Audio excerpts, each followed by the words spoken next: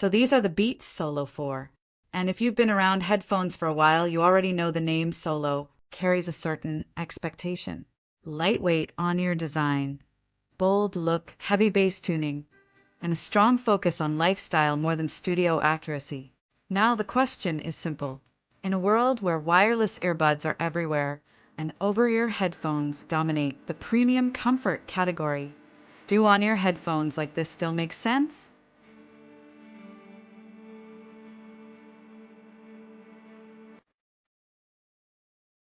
Let's break it down. First impressions matter a lot here, and Beats clearly knows that. The Solo 4 keeps that familiar clean, jet, black finish. It's minimal, it's polished, and it's very much designed to disappear visually when you're wearing it. The build is mostly lightweight plastic, but not in a cheap way.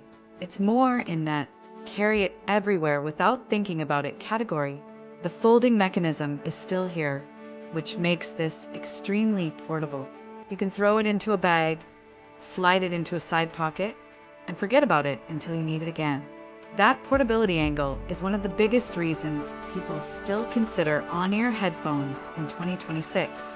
Comfort is interesting. On-ear headphones always live in this compromise zone. They don't fully wrap around your ears like over-ears, so you don't get that full isolation or cushiony seal. Instead, they sit directly on your ears. For short to medium listening sessions, they're fine. They're light enough that you don't feel immediate fatigue. But if you're someone who listens for 3 to 4 hours straight, you will feel them. There's no way around that physics problem. Pressure builds up over time. And that's just the trade-off of this form factor. Now, let's talk sound. Beats has come a long way from the early, all bass, no clarity stereotype. The Solo 4 still leans bass heavy. That hasn't changed, but it's more controlled now. You get punch without total distortion in the mids. Vocals sit clearer in the mix than older generations. Listening to modern hip-hop, pop, and electronic tracks, these headphones actually feel at home. The low end has weight. Kick drums hit with impact, and there's a certain energy that makes casual listening enjoyable. But if you switch over to more detailed genres like acoustic, jazz, or orchestral tracks, you start noticing the limitation. The soundstage is fairly narrow. Everything feels a bit in your head rather than around you. Instrument separation is decent, but not exceptional. This is not a critical listening tool. This is a put it on and enjoy music tool. And that's a very intentional design choice. Battery life is one of the strongest points here. You're looking at all-day usage without stress. Even with consistent playback, you're not constantly thinking about charging. And when you do need to charge, USB-C makes it simple. No weird proprietary cables, no extra friction. Fast charging is also present, which means a short plug-in session can give you hours of playback. That's the kind of convenience that matters more than people admit until they actually need it. Now, connectivity is where Beats products usually shine because of ecosystem integration. If you're on iPhone, pairing is instant. Open the case, connect, done. It also syncs across devices in the Apple ecosystem smoothly, which is still one of the strongest arguments for choosing Beats over generic Bluetooth headphones. On Android, it's still standard Bluetooth pairing, but stable. No major issues, no weird dropouts in normal use. Call quality is solid.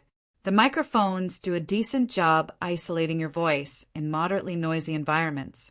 It's not studio grade, but for commuting, walking outside, or casual calls, it performs reliably. Design-wise, this is still very much a fashion-first product. Beats has always understood that headphones are not just audio devices. They're also part of your look.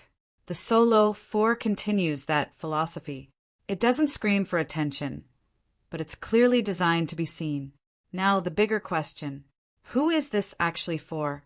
Because in 2026, you can get incredibly strong over-ear headphones with active noise cancellation, wider soundstage, and more comfort for longer sessions. You can also get true wireless earbuds that are smaller, more portable, and often more versatile. So where does this sit? This sits in that middle zone for people who want something simple, light, stylish, and easy to carry, without diving into the bulk of over-ears or the tiny compromise of earbuds. It's for casual listeners, people who listen while commuting, studying, walking, or just relaxing. It's not trying to be the most accurate headphone. It's trying to be the easiest one to use every day. And that distinction matters, because once you understand what it's meant for, the experience becomes a lot clearer. You stop comparing it to studio monitors or flagship ANC headphones and start evaluating it as a lifestyle audio product. And in that category, it actually does make a lot more sense. It's not perfect. The on-ear pressure is still there. The soundstage is still limited. And if you're chasing absolute audio fidelity, this is not your endpoint. But it is consistent, it's reliable, and it delivers exactly the kind of sound experience Beats has built its reputation on. So if you're considering the Beats Solo 4, the real question isn't whether it's the best headphone out there. It's whether it fits the way you actually listen to music every day. Because that's where this product either makes perfect sense or doesn't at all. And if it does, then you already know what you're getting into.